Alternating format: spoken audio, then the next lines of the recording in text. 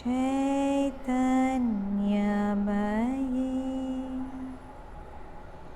Satyamayi Parame Anandamayi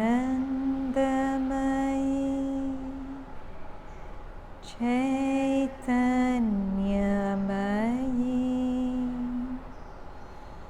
Satyamayi Parame Satyamayi Parame Satyamayi Parame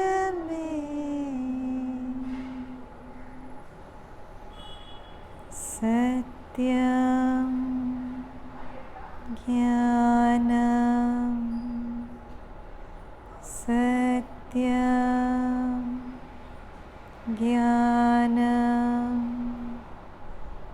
Jyotir Arvinda Satyam Jnanam Satyam Jnanam Jyotir Arvinda Satyam Jnanam Satyam Jnanam Jyotir Arvinda Jyotir Arvinda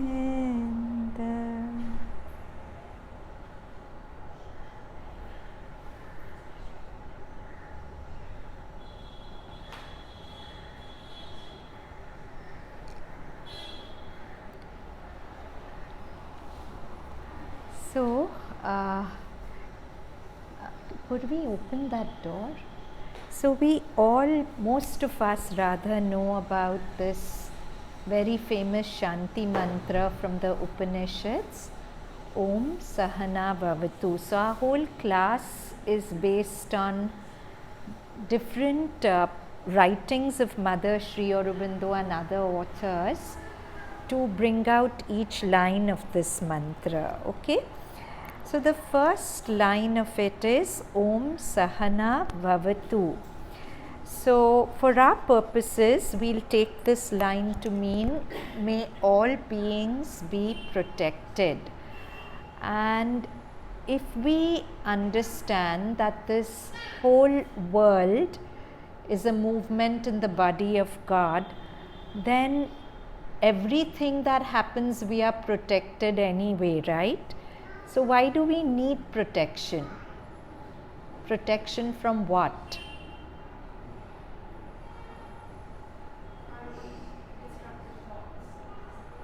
Our own destructive thoughts, our own ignorance, because the illusion, because our own thoughts cause us pain, right? And sometimes circumstances also cause us pain. I'm not belittling that. There are difficult circumstances. But it's like in Savitri, Sri Aurobindo describes each of one of us as a circle without a circumference, whose center is here and the circumference is nowhere because we've spread out into the whole universe, really, right? So, if the center is here and it's spread out into the whole universe, then if this center gets displaced, the whole cosmic web that we are a part of also starts shaking. You understand, right? If we center ourselves again, automatically the cosmic web we are all a part of falls into place. So whenever things go wrong outside, the first thing is to center ourselves, because when we find our center again, everything else falls into place. The universe corrects itself the moment we correct ourselves. So when we say Om Sahana Bhavatu, we are really praying that may all beings have a consciousness which is their ultimate and final protection. So Mother's words on this is, if in the presence of circumstances that are about to take place, you can take the highest attitude possible. That is, if you put your consciousness in contact with the highest consciousness within reach, you can be absolutely sure that in that case it is the best that can happen to you. But as soon as you fall from this consciousness into a lower state, then it is evidently not the best that can happen, for the simple reason that you are not in your very best consciousness. I even go so far as to affirm that in the zone of immediate influence of each one, the right attitude not only has the power to turn every circumstance to advantage, but can change the very circumstance itself. So, when we feel threatened in life, we'll have a tendency to overthink what's threatening us, right? And the more we overthink it, the more we move away from our center, right? We've all experienced that. So how do we go beyond that? How do we work with that? We intellectually know that overthinking it is going to make you more off center, and it will start a cycle. The more you get off center, the more the circumstances which are threatening you will get worse and worse. But how do we arrest that cycle?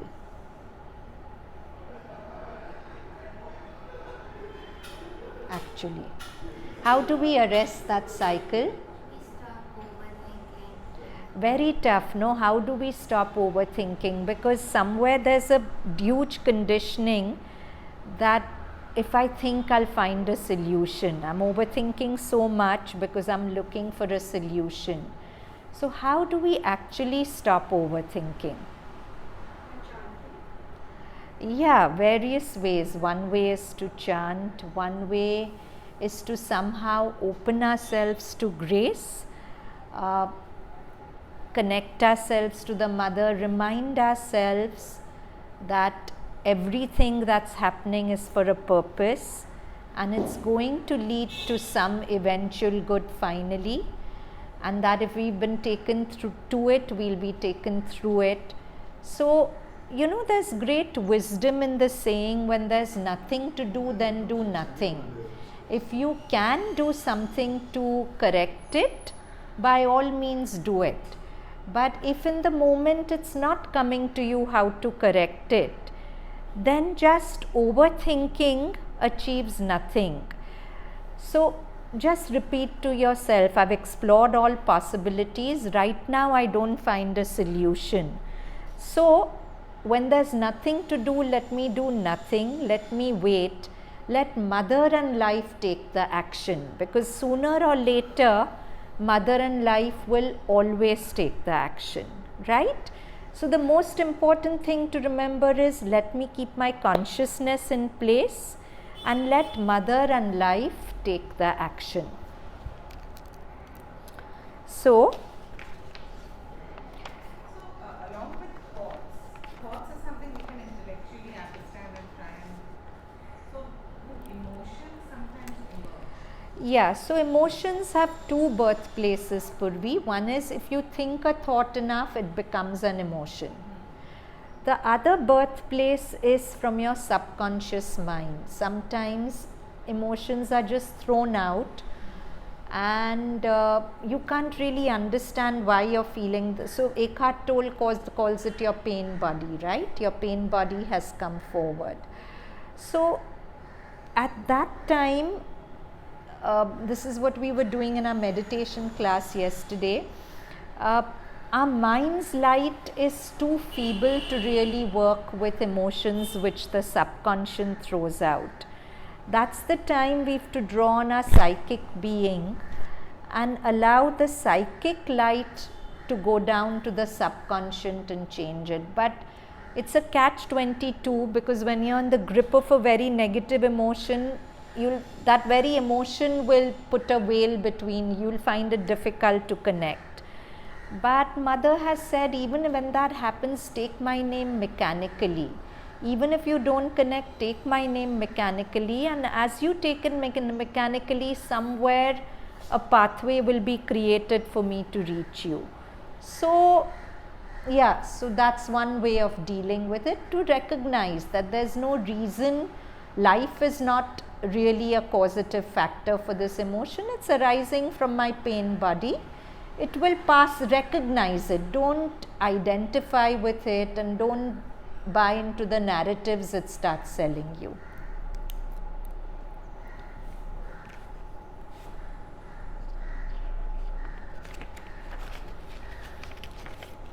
Then we come to the next wave of the mantra, Om Sahanau Bhunaktu.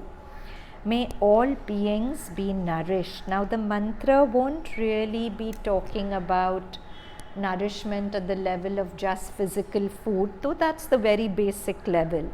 It's saying wherever there is a hunger, there's a lack, let grace feed it. It's a beautiful prayer, but for our purposes today, we have to explore what is the block that stops me from really meaning this, that may all beings be fed. What is the block that actually stops me from feeling this authentically? Insecurity about what, Amy? That if everybody feels content, then you don't feel like, I feel like somewhere we rely on feeling like we're better or more Or our misery loves company. If we live with lack, we feel consoled when we see lack in the other, right? And we feel if their lack is fulfilled, my misery will be alone. I'll be the only one miserable, isn't it? Somewhere. So that's one thing. Our own insecurity stops us from feeling this completely. What else stops us from feeling this completely? What else stops us? Anyone? maybe at that point in time your own discontent is a block. Your own discontent is a block. So you don't have space to wish well to others because you're so absorbed in your own misery and discontent. Yes? What else? Ego as in?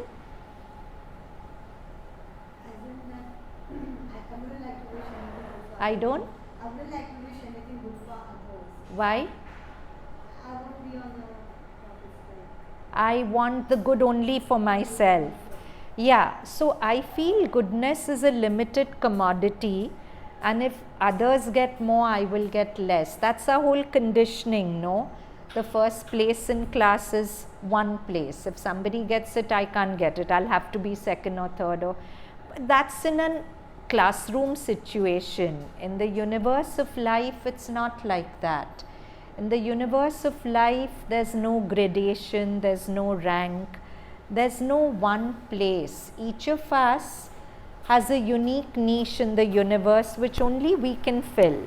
So others filling their niche and flowering in their niche doesn't take away my space to flower and grow. I mean, these are things we have to learn through our own experience, that the universe has limitless space for everyone to flower and grow. It's not just me. And also, we are all so interconnected that have you ever noticed that if you're around a happy person, somewhere that happiness rubs off on you, or if you're around a very peaceful person, you absorb, because we are all flowing into each other all the time. And we feel if somebody else gets something good, it's being taken away from me. But the universal truth is different. If they are happy, I'm also happy. It works like that, isn't it? So, Sahanau Bhunaktu, for our purposes, is a prayer that genuinely, wherever there's hunger, let it be fed, and let me have the consciousness to celebrate that feeding rather than being resentful. So mothers, these are from Letters on the Mother by Sri Aurobindo. Sri Aurobindo says, this jealousy, which is a very common affliction of the vital, will go like the rest. If you have the aspiration to get rid of it, it can only come by force of habit. And with the psychic growing in you and the mother's force acting, the power of the habit is sure to diminish and fade away. Do not be discouraged by its occasional return, but reject it so that it may be unable to stay long and will be obliged to retire. Very soon then it will cease to come at all. The human vital everywhere in the ashram also is full of unruly and violent forces. Anger, pride, jealousy, desire to dominate, selfishness, insistence on one's own will, ideas, preferences, indiscipline, and it is these things that are the cause of disorder and difficulty in the dining room, elsewhere also in the ashram work. The rule established in order to control or combat these tendencies is that the mother's will and the rule and discipline established by her shall be followed, and not each worker led by his own ego. So he's talking about the dining room and the ashram, but it's also true at a larger scale, right? If somebody gets something, it's the mother's will, no, it has to be by her will. So why resent it? Sometimes you dislike the person. So, You don't want it. but if it's mother's will that the person gets this, then see, there was such a beautiful story about the mother. It really tells you what humanity can grow into. Once to the ashram, there was this army officer who'd come, who'd got many medallions, and he gave it to the ashram's safekeeping and all, and he met the mother. And the mother was exceptionally kind to him, and like in a way that it stood out. Everyone thought, what's with this guy? Why is he getting so much of her attention? And then he left, and next day there was a newspaper article saying a fraud had been caught who was masquerading as an army official and was showing off fake medallions. And everyone told mother, how come you were fooled with your vision? You should have instantly caught on to what this person was. So the mother said, of course I did.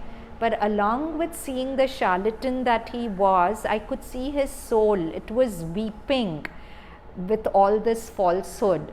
And my compassion was to the soul of the person, not to the person himself. Now, she could have easily disliked the charlatan in him and not given him, but the whole vision is so different. You dislike, see, whatever you dislike is the tip of the iceberg. You don't know the whole person.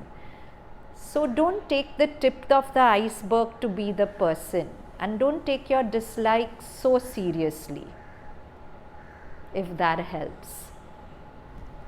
You have a question? No, I'm just thinking. Okay.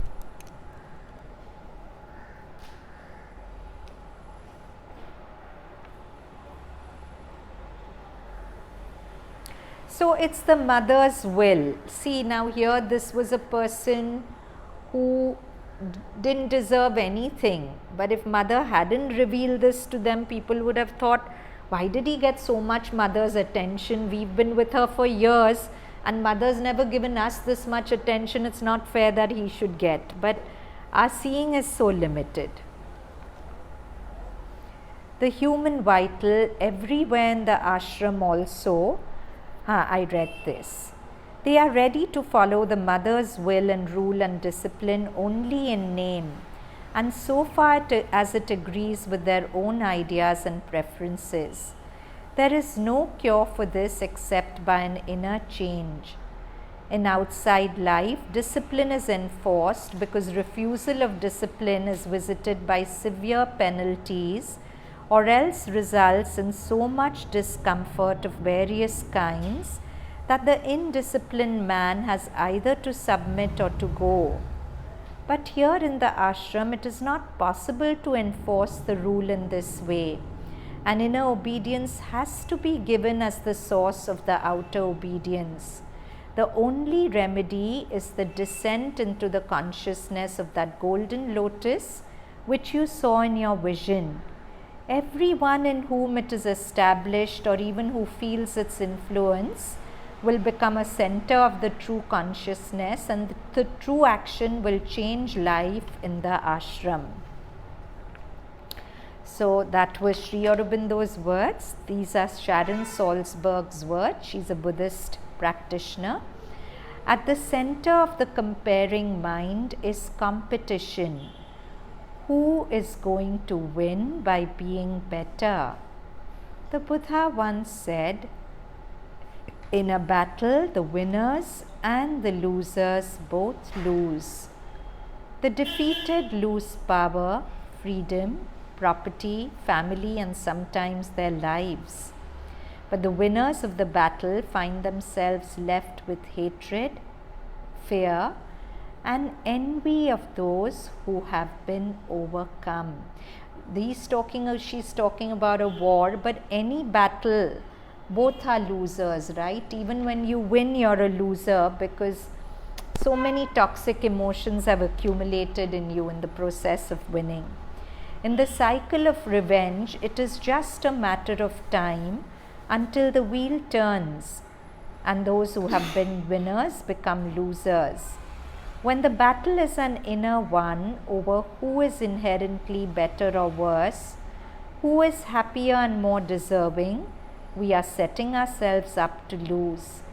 In practicing sympathetic joy, rather than looking at others in order to define ourselves, we begin by recognizing that we do indeed deserve to be happy. Out of that confidence, we are able to delight in the happiness of others instead of feeling threatened by it. Rather than losing ourselves in the centrifugal force of longing that pulls our focus outward towards what we think we don't have, sympathetic joy reorients our relationship to the world into one of opening and effortless giving. So now this is Savitri. He's talking about the supramental world where people live with the consciousness that everything is connected to one. So there's no separation, there's no feeling that I should get, he shouldn't get.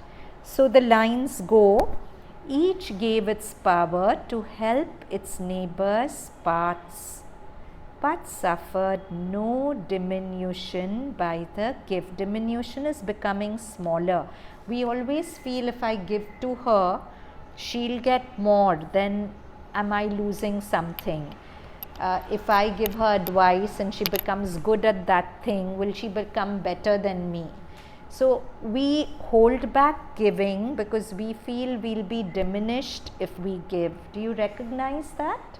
In what ways does it come up? In what ways do we hold back giving? Have you recognized it in human nature? In what way do you see human beings holding back from giving? It can be physical, mental, emotional. What? Like ideas. Sometimes you hold on to your ideas. Sometimes you hold Huh. on to your emotions. Why do you hold on to your ideas? Because you feel that if you give it away to someone else, they can use it. Just like if you're doing work. In work situation, it's a very common thing that I have a better idea than the other person. So I'll safeguard it. I'll safeguard it. they'll take credit for it. Or if there is any special way of improving yourself, sometimes you don't want to share it with others because suppose they become better than me. But the truth is that the more you give, the more you become receptive to infinite flow from the universe. The more you hoard, the more what you're hoarding rots and gets fossilized. It remains quite useless for you, and you're not sharing it with others, so it becomes useless for that. And anyway, it's good to remember that every hole in which you're hoarding something, every pocket in which you're hoarding something as a whole, it will slip away. Whether you're holding on to a person, to ideas, to whatever, frankly, everything you're holding on to is slipping out of your hands, because that's the whole principle of anicca. Everything is changing. You want it frozen and fossilized, but even as you're holding on to it, it's changing. Eventually, every person you're holding on to will be taken away and reclaimed by life, right? Either when the person's alive or when the person moves on. Either way, you can't hold on to anyone. Everything's a field of anicca. Yeah, a typical thing that happens where love is concerned is that, oh, I'm not getting love, so I won't give love. Yeah, People yeah, speak about it all the time. yeah, yeah. So mother says that those who want to get are always unhappy, but those who give are always happy, because just giving the love makes them happy. They are not really looking for a return. To feel the genuine emotion of love is so happifying that you just feel so full feeling it. You don't really care whether the person's returning it or not. But often you masquerade love in the name of attachment, neediness. Those are emotions which make you unhappy. But if you genuinely feel love, that can't make you unhappy, because that is not dependent on the person's response. You're just happy to love, isn't it? Yeah? But with giving in general, what if you're not feeling genuine? If you're not feeling, If it's not coming in a genuine way, like then don't give. Then work on yourself till you feel genuine. but like how? It's a process. Rumi says it very beautifully. Either appear as you are or become what you're appearing to be. If you're not feeling love, don't fake it. But don't be content with loveless, dry existence. Work on yourself to find that wellspring of love inside you, because it's there within all of us. So many of either, see, we fake it, which is as bad as people who will in the name of being honest be cruel. So both are equally bad. So it's good to be genuine, but what does genuine mean? Your momentary outer nature is not your true self, no? So if you're expressing your outer momentary nature and saying I'm being genuine, you're not really being genuine, because the deeper nature is your genuine nature. So if you're not feeling love, don't fake it. But at the same time, recognize that you want to work your way out of this dry, loveless state, that you want to find love, and you work on it. There are many ways to work on it. Pray to the mother, read Savitri. Savitri is a beautiful work that opens you to love, because it directly hits your psychic being. Send metta. Recognize little moments when you see, all of us feel little glimmerings of love, but very often we turn our back on it, because love makes us very vulnerable and we don't like to feel vulnerable. So because we don't want to feel vulnerable, we throw away the baby and the bath water. We throw away our capacity to love in the mask of wanting to survive life and being defensive. But then you only survive life, you don't live it, because you can't really live without love. The essence of life is love. Sometimes when you intellectually know that this is the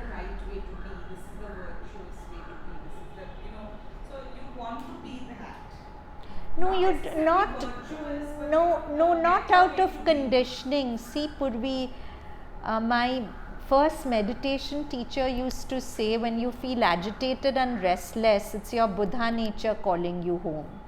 You're not content with this state of being because it's not really you. The discontent is calling you to who you really are.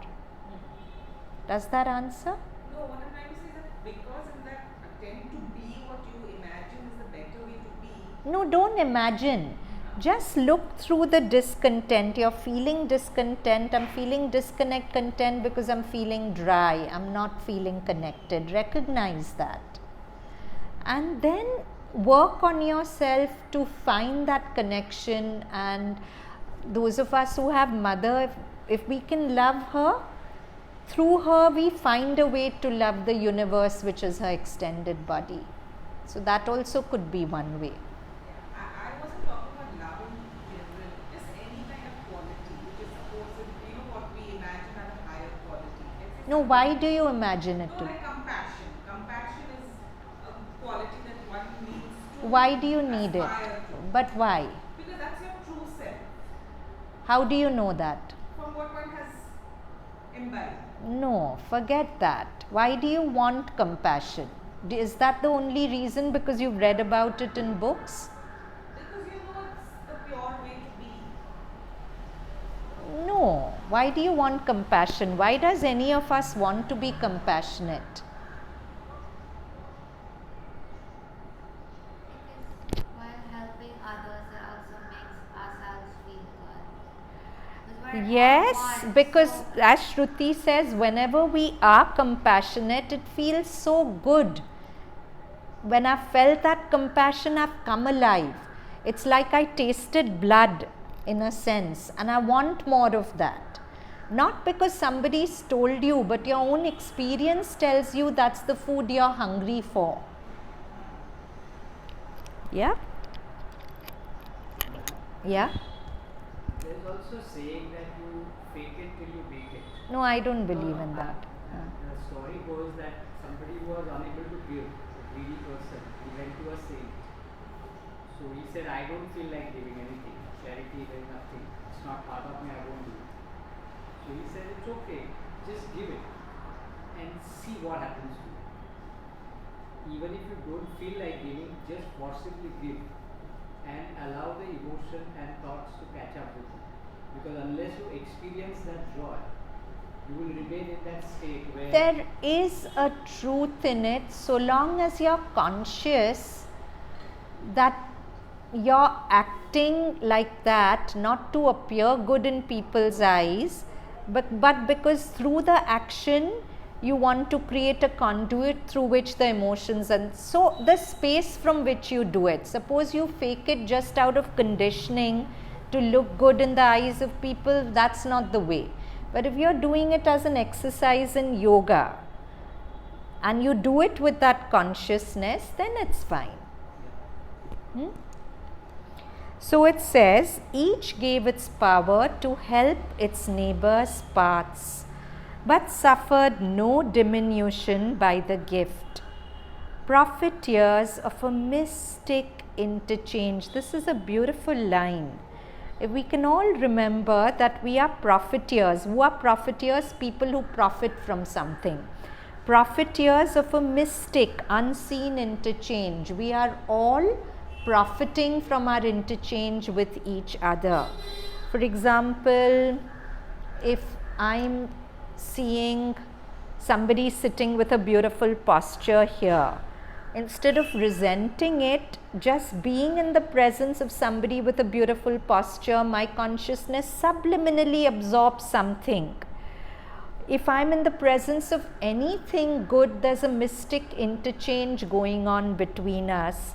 And we are all profiteers of this mystic interchange. Instead of feeling envious or resentful, we should feel happy when we see joy and beauty and beautiful things blossoming around us, because it can't blossom there without leaving some trace here, because I'm actually so connected with everything.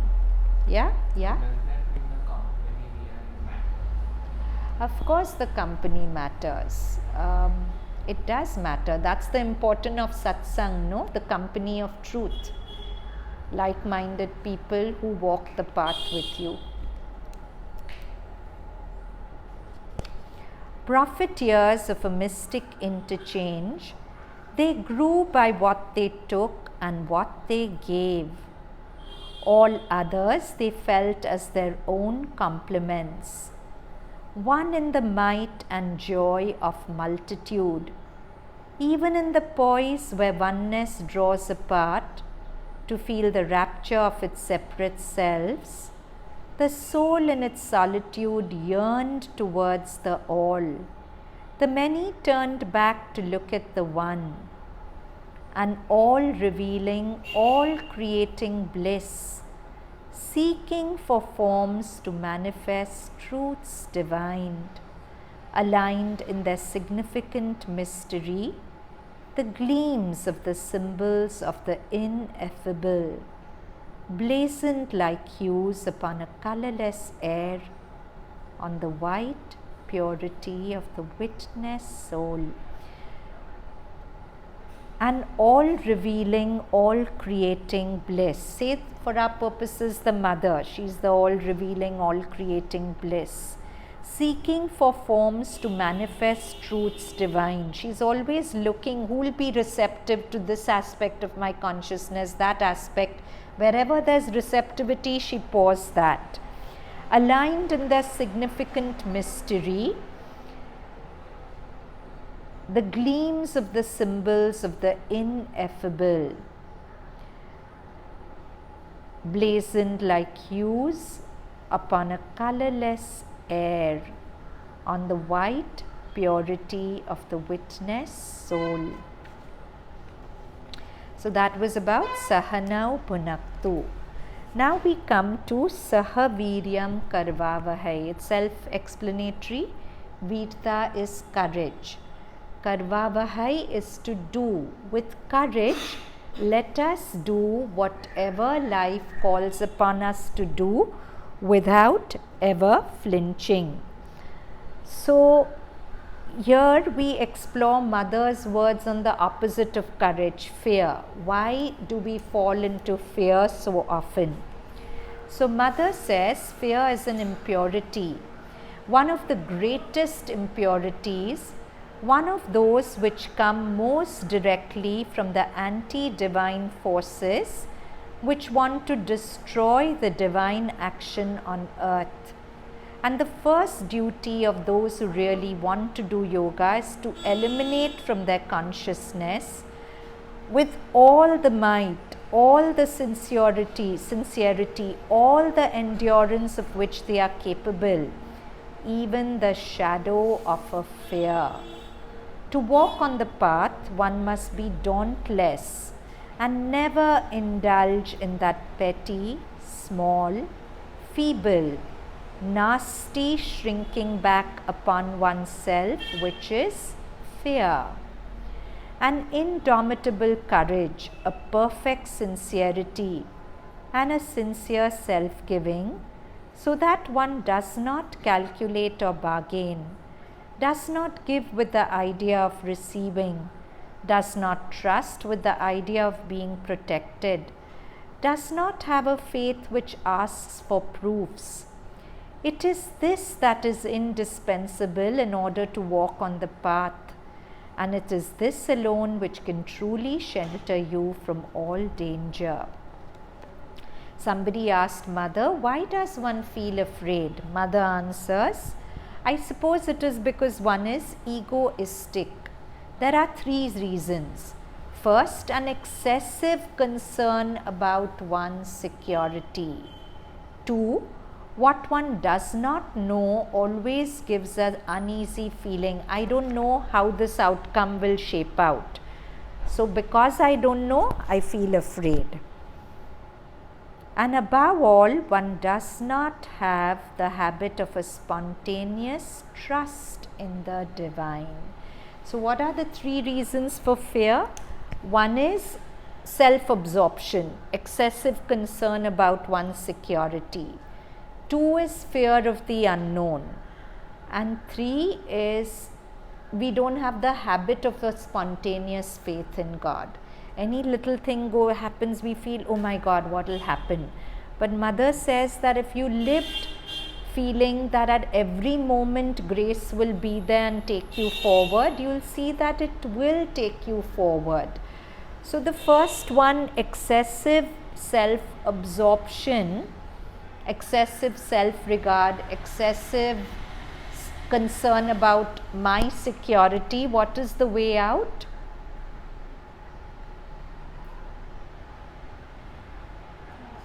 Huh? No, that's the third. But when am I excessively concerned about my well-being? When I am very self-absorbed, when I'm constantly thinking of myself, whatever. So the more I'm thinking about myself, the more I'm thinking about my well-being, my limelight, my spotlight. And so consequently, if something is treasured by you so much, yourself is treasured by. Now you should treasure yourself, but not in this egoistic way. You should treasure yourself for the magnificent being you are, and each of us is a magnificent being, but not like this Anahita, which has to be upheld and protected. And so self-absorption is alpa, it's smallness. And there's that saying, no, yovai bhuma tat sukham. Wherever there is bhuma, vastness, thinking beyond yourself is vastness, that's sukham. Nalpe sukham asti, not in smallness is there joy. So in self-absorption, you're shrinking, you're the proportions of the universe. But in constantly thinking I, me, myself, you're actually shrinking yourself to something very small, however large that I appears to be to you, isn't it?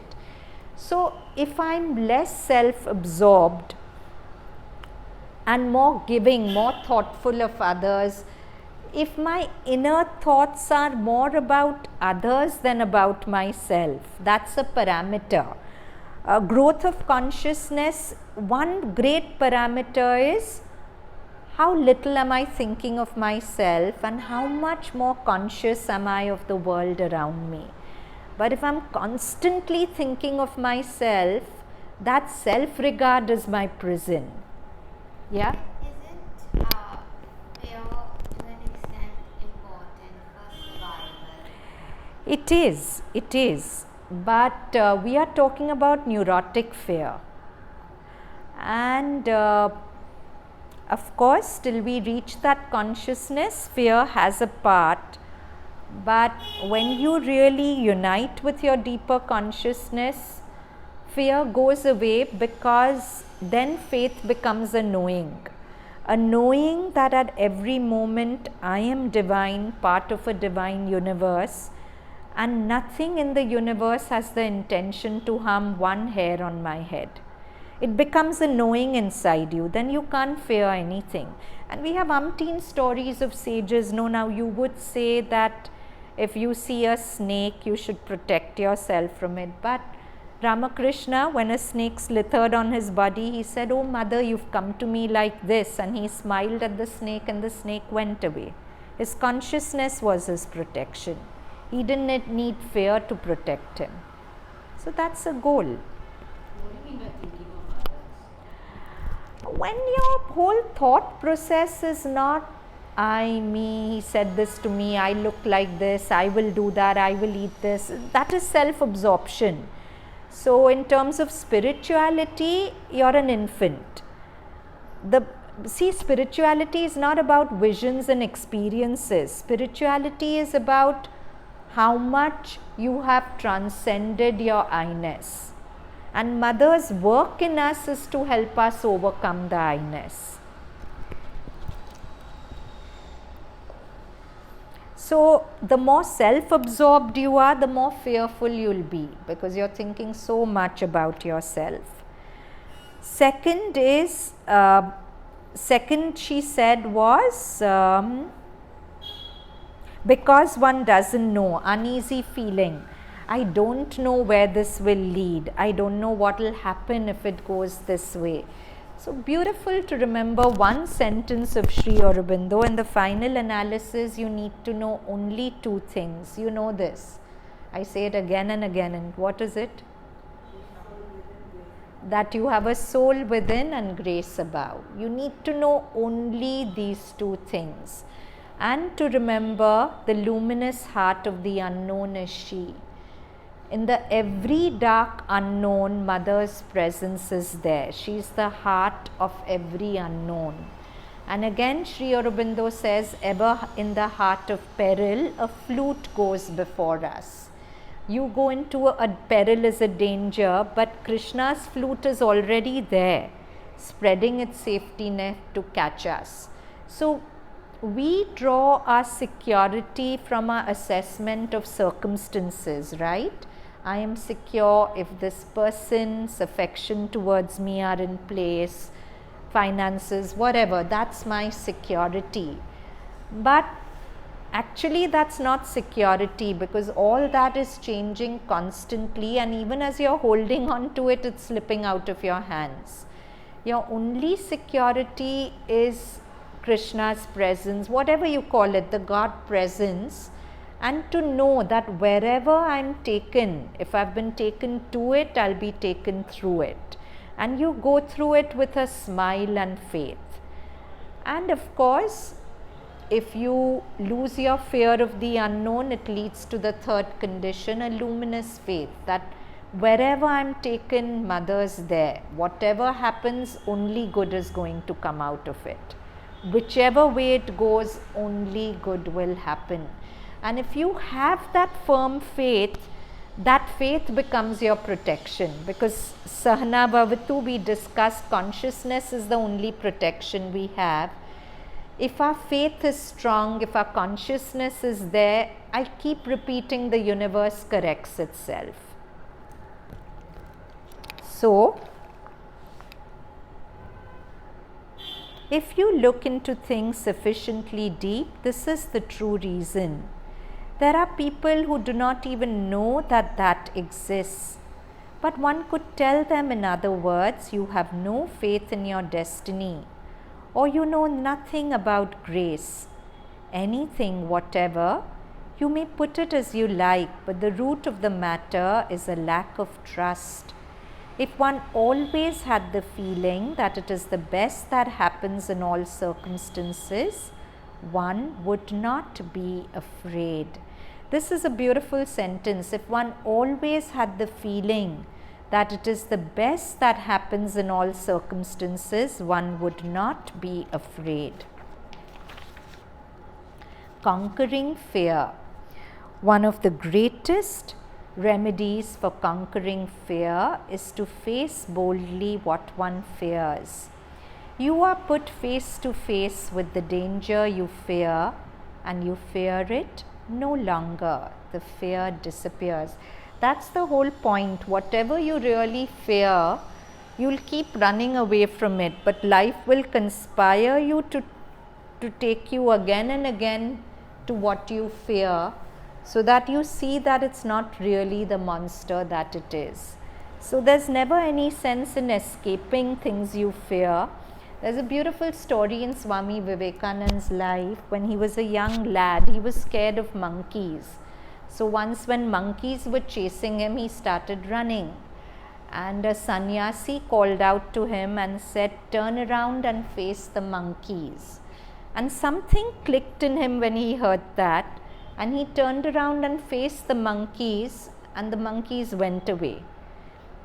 When you run, the demons get bigger, but if you turn around and face them, what's the worst that will happen if this situation goes like that? Face it, look at it, and you'll see it's not so bad. There was another story. There was a person who was having continuous nightmares of a tiger chasing him, and he went to the mother and told, "And mother, every night I'm getting this dream." So the mother said, "Turn around and face the tiger."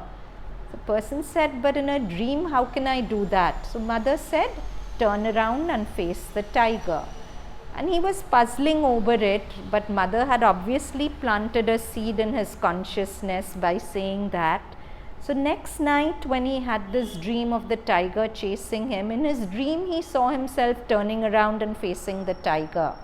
And when he faced the tiger became a small cat and went away. So that's the whole thing. What we fear, our fear makes it a bigger and bigger demon. But if we turn around and face it, we see that it's nothing. Whatever it is, grace is there, we'll be looked after. I think this also, this actually, as you go through life and more experience and grace you have, that also gives you that. Yes, yes. This is something which actually only life teaches you. Not only, but majorly life teaches you. So, and the presence of grace is there, so you can't deny it. Yes, absolutely. It's always there. So,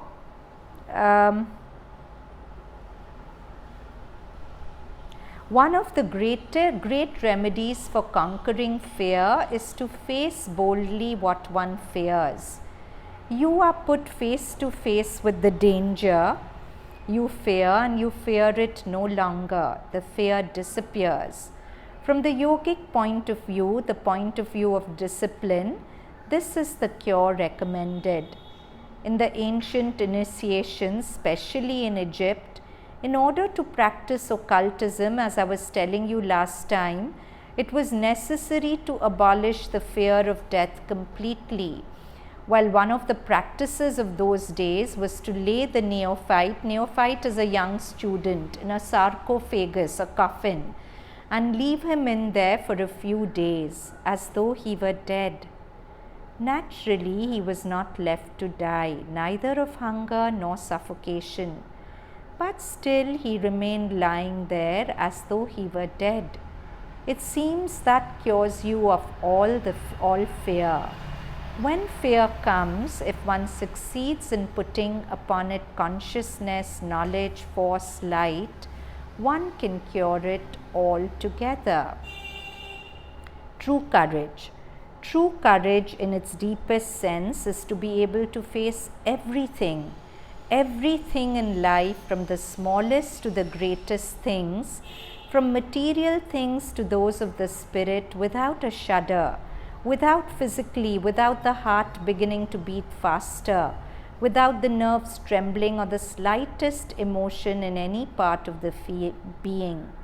Face everything with a constant consciousness of the divine presence, with a total self-giving to the divine, and the whole being unified in this will. Then one can go forward in life, can face anything whatever. I say without a shudder, without a vibration. This, you know, is the result of a long effort, unless one is born with a special grace, born like that. But this indeed is still more rare. Then mother says, pleasure and pain. If one can face suffering with courage, endurance, and unshakable faith in the divine grace, if one can, instead of shunning suffering when it comes, enter into it with this will, this aspiration to go through it and find the luminous truth, the unvarying delight that is at the core of all things. The door of pain is often more direct, more immediate than that of satisfaction and contentment. What does mother mean by these lines? If one can face suffering with courage, endurance, and unshakable faith in the divine grace, that's understandable.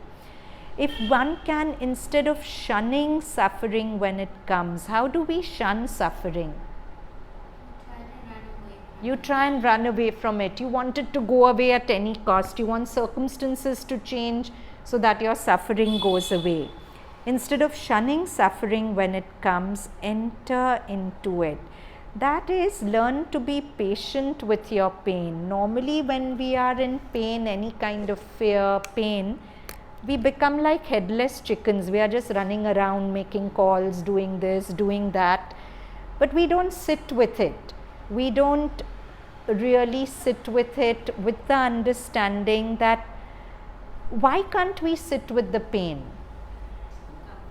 Why is it uncomfortable? Because we haven't sat with it. Yeah. But what stops you from sitting with it? You're hurting, you're fearful of what will happen, you're fearful of being doomed, something unfortunate hitting you and you being doomed. But if you have an assurance that you cannot be doomed, that you are the divine and everything in your life is happening by the divine's will, and if you remind yourself that every pain comes with a hidden gift and everything works out for the best, then instead of shunning it, you'll sit with it, you'll try your best to rekindle your faith and bring that back to the forefront. And then Mother says that if instead of shunning suffering when it comes, you enter into it with this will, with this aspiration that Mother, I'm going through this pain, but let this pain make me grow in consciousness, so that the fire of suffering, as Toll says, becomes the light of consciousness. Let me go into the pain with that aspiration, that let me grow through this pain. See, pain can make me better or bitter, but I keep this thing in my heart that let the pain make me better, let it bring me closer to you rather than further away. There is also that unless you actually worked with it, because the whole concept, the whole feeling of pain, there is a chance of adding to it. Yes, yes. That's where the Yes, don't add to the pain. yeah. In fact, in trying to escape it, you often add to it. Yeah. Yes.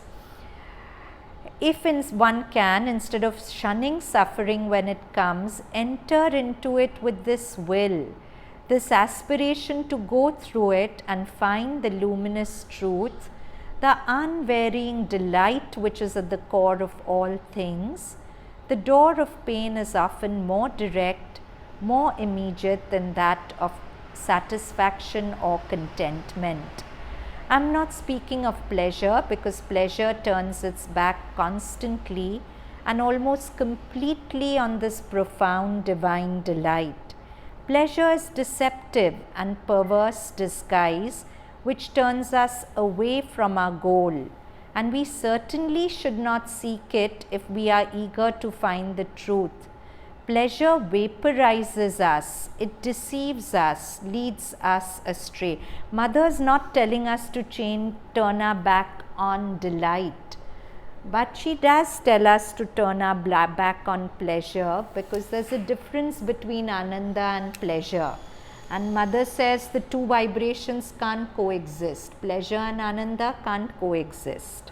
But you know, one of the things that we have discovered now that the neural pathways of pleasure and pain are the same. So actually, pain and pleasure is not separate.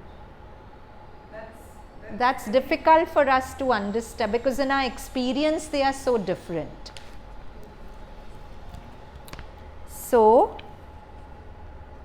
yeah, but in a way that makes sense. And can you send me this article if you have it? Yeah, I just Because every pleasure, you'll get attached to it. And the moment you get attached to it, you're sowing seeds for pain when it's not there. So, pleasure already has pain involved in it, but you're not seeing it at that time. How does pain have pleasure? So I was just speaking to somebody today who told me that for a month she was down in the dumps, but she was enjoying it so thoroughly that she didn't want to come out of it. We enjoy our pain. We are quite addicted to our negative emotions. We get a vital kick out of them. Get a lot of attention and all that time. No, you may not even get attention, but it becomes your identity. Huh? It will pay and pay, and how do you enjoy it? There's a perverse enjoyment in it. You feed it because you want more of it. You're addicted to it. Huh? Wallowing, yeah, yeah.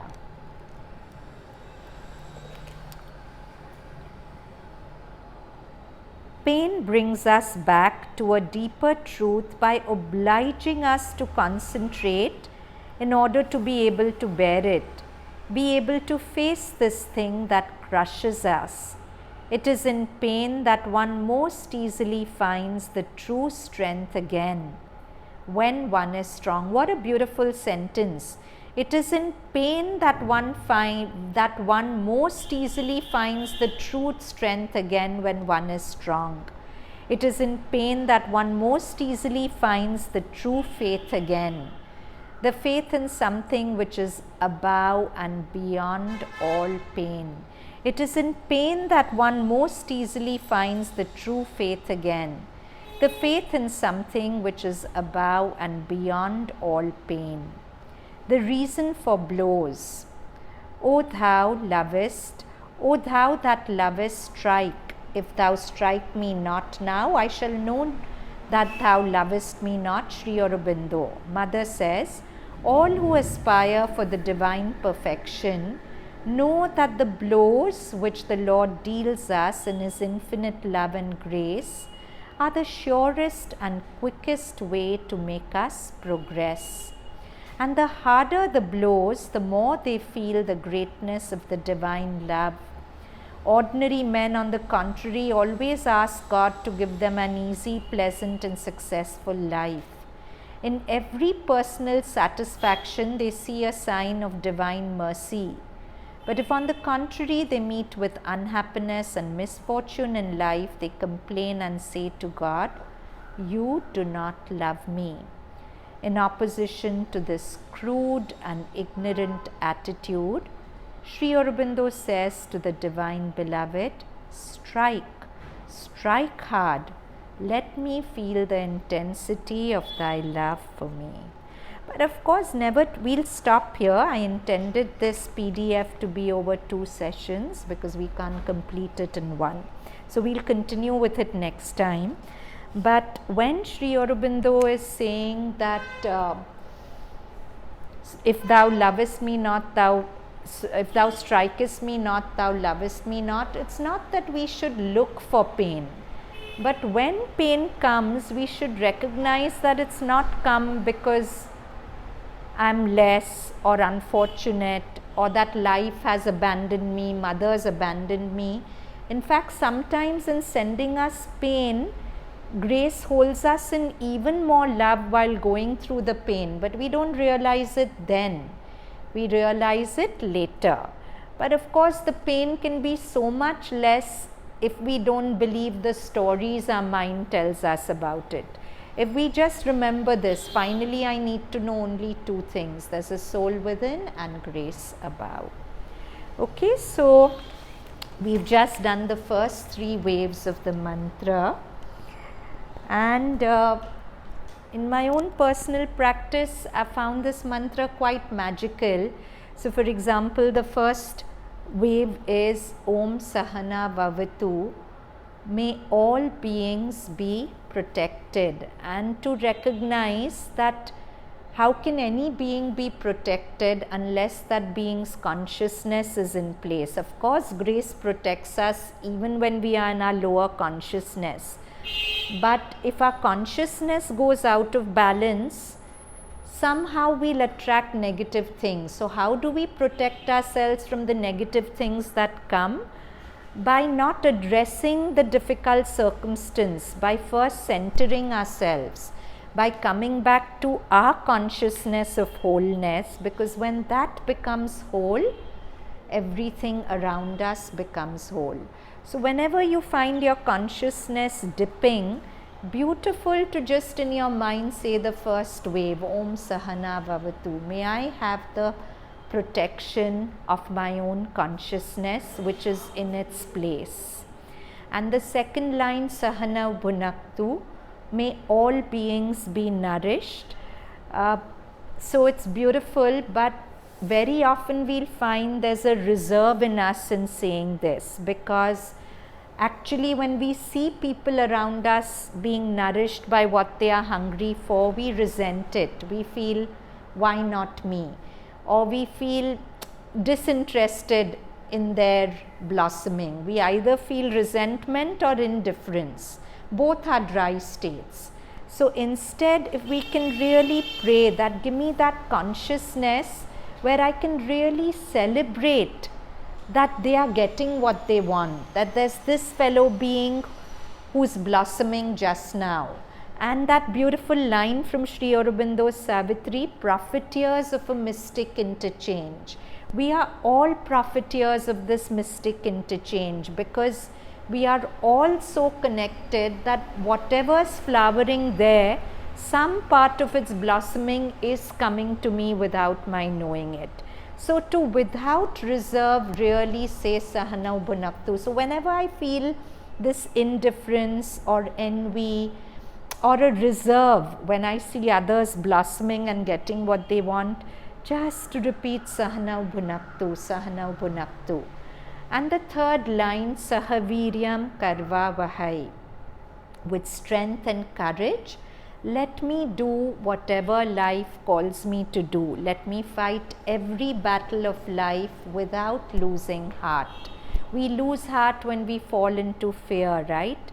Mother says fear is the greatest impurity and work of the hostile. Any negative emotion you're feeling, you can trace its root to fear for sure. Anger has its roots in fear. Jealousy has its roots in fear. Ill will has every negative emotion. If you really look behind it, layers and layers, the bottom line will be fear, right? So Mother says that what are the three main causes of fear? Let's just revise. What was the first one? Self-absorption, too much attention to yourself. So if you pay so much attention to yourself, you will always find some things that are lacking or make you insecure. If you widen yourself to pay more attention to your environment, automatically you will be less fearful. 2 is fear of the unknown. But to remember what Sri Aurobindo says, finally you need to know only 2 things. You have a soul within and grace above. And the last one, third thing that the Mother says, third cause of fear, lack of faith.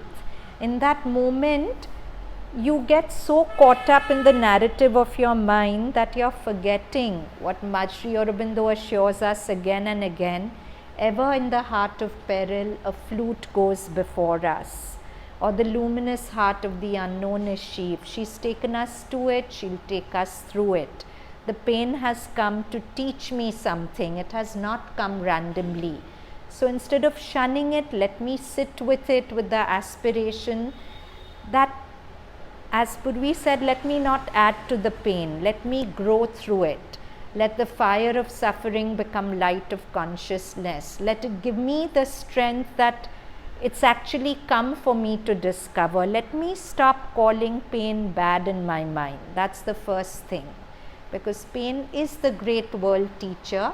It's not come to me because I'm bad or life's bad, but it's actually a gift of love from life sometimes. So I don't have to invite it, but when it comes, I work with it. So whenever I'm feeling overwhelmed, afraid, Sahaviryam Karvavahai. With strength and courage, let me fight every battle of life. So let's just chant the mantra together. We've been doing it whole week in our yoga classes, so most of you know it. So let's all chant it together. Those of you who don't know it, just let it fall on your ears.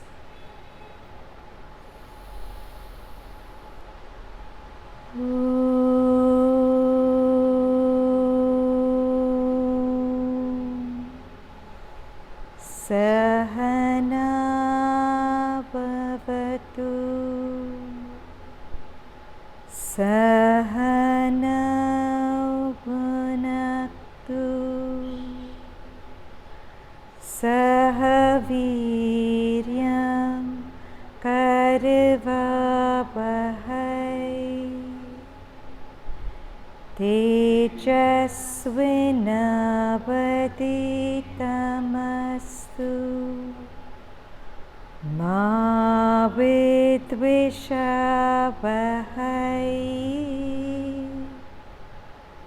Om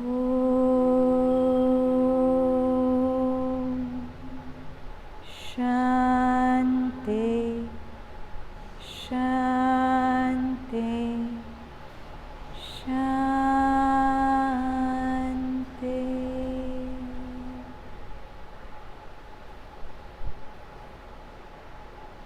Let's end with 3 ohms. And you can tell Hetal.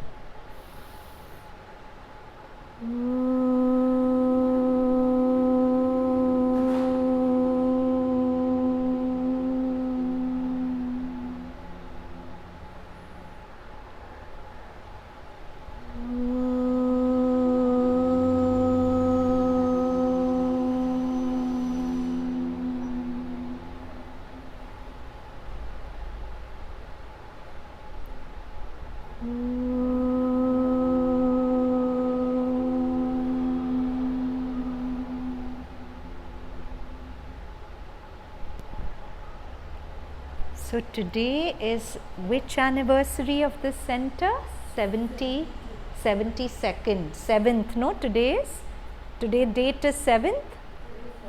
So 7th October the center was opened and Mother had sent that message specially for this center, that everyone who comes with a true aspiration here, the answer will come from the divine. So 7 is also the number of realizations. So coincidence that the center was set up. So since we are here, we'll have a short 15-minute meditation since this is the anniversary of the center. Do stay if you can.